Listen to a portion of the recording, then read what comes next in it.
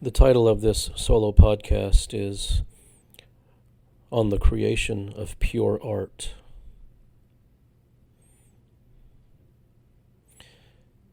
One must examine what it is that he receives from something, because that provides the motivation for doing it. And if what the human being receives is transient and fleeting,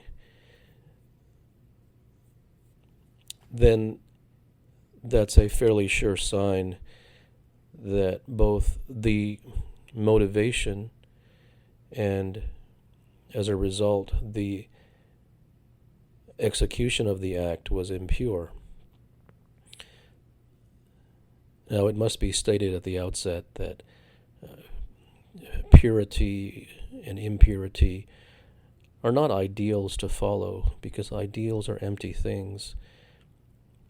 If one tries to follow an ideal, he or she is trying to live up to something. Whereas if one is overcome by something, if one has a true and genuine allegiance to something, then that person does not need to follow the path or any steps in order to make sure that he is keeping up with that ideal.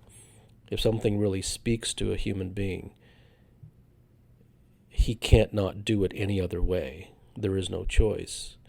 If one tries to live up to an ideal, then some days he will be successful in living up to it, and other days he will fall off, and he will spend the rest of his life acquiring it and losing it. It will become a life of struggle as it relates to that particular thing. So human beings actually in life get exactly what they want, because the greatest desire always wins. And that which one truly and genuinely desires, he reaches out for it in that very moment. That which he does not desire, and he approaches from the standpoint of shoulds and health and good for you and spiritual and correct, he does in a prescriptive manner, and he does it at arm's length, because it isn't true to him. It is just something that he's been told that he should do, and as a result he will be very lukewarm towards it when he has time. In a part-time fashion, he will reach out towards it, and if he gets it, he gets it. If he doesn't, he doesn't. But he'll keep a scorecard as to how long he had it and how long he didn't have it. Then he'll discuss it with his friends as to how many times he's grasped it. Then he'll laugh with his friends about how easy it is to lose it, and this is an entirely disingenuous affair. So human beings actually get exactly what they want. The things that a human being has are the things that he couldn't live without, and the reason that you know that is because he already has them. The things that he talks about are the things that he doesn't want. He just talks about it because that talking is a surrogate, and is a camouflage for having to admit the fact that he doesn't really want it. So there's no should want and should not want. One has to become genuine if someone is going to find truth. So as it relates to art, the purity is not an ideal. Then what is the point? Well, it is everyone seeks as human beings, a sense of otherworldliness, a sense of mystique, a sense of magic. Everyone seeks an escape from the mundane. And human beings look for this escape in entirely cosmetic means, through ingestible substances such as alcohol, through socialization, through watching television, through various other means, and in the pursuing of such things, one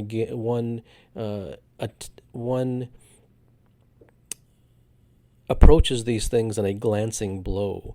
One never arrives anywhere. He just tries to string together drops of pleasure in hopes of creating an ocean of satisfaction. And I, it's my instinctive uh, compulsion to tell you that that does not work, but I don't think that you need me to tell you that. Any human being can examine his life and see with clear eyes that if seeking pleasure truly did work, then the person would no longer be seeking pleasure. So, what is it about purity? Well, it is only purity brings satisfaction. When I write a discourse, when I write a private discourse or I create a solo podcast, um, what is the motivation? And I'm often asked this question on Twitter and through emails and even through my private client consultations. And the honest answer is that um, there is no quote motivation. Uh, the compulsion and um, the instinctive trigger is to achieve the glorious satisfaction that arrives from losing myself. So if someone was to put a gun to my head and say that now you will do a solo podcast and you will do or write a private discourse, and you will do so in order to be informative. You will do so because it is your job. You will do so because you need to, help other people by giving them information that might help them.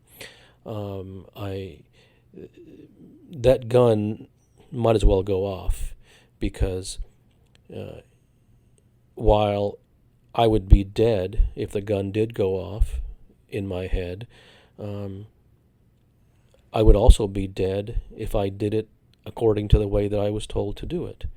Because providing information is dead and empty. Um, Doing things from the standpoint of a job and as work that's a corpse. That brings absolutely no satisfaction. And if it doesn't bring me satisfaction, then there's no motivation for me to do it. So it provides an opportunity for me to lose myself.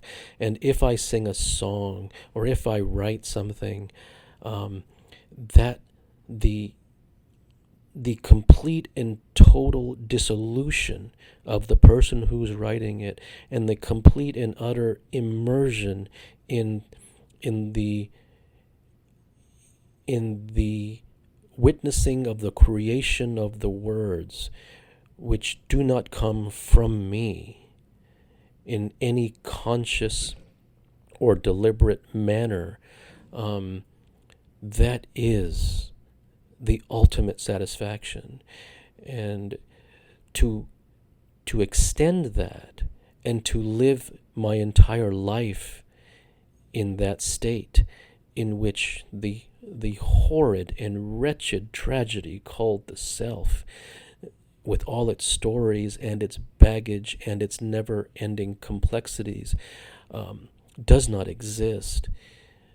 This is the only true satisfaction there is. The attempt to try to get oneself into the moment is yet another plastic idea painted on the sidewalks of society, because if one tries to get into the moment, so to speak, then what he is trying to do is bring himself into the moment, and the moment and the self are a mutually exclusive phenomenon. And it is the same with the creation of pure art. So the creation of pure art is an excuse for me to lose myself. And it must be clearly understood that me losing myself is not a holy, spiritual, altruistic, selfless, or admirable act. It is entirely utilitarian. It is completely necessary, because living within the self is such a drastically unsatisfying proposition. So the creation of pure art lies when one completely dissolves into the art. And when it is amazing that how the human organism is created, that when one loses himself, then the notes that one is able to hit with such perfection in his songs, that the insights that one becomes privy to and is able to access from the ether and the other world, just by virtue of creating a channel in which those things can flow through, as a result of having removed the interference of the self, is truly astounding. Man's reach is boundless. It is unlimited. But if he tries to go on that journey with this ball and chain called the self, then he is nothing but the perfect example of limitation.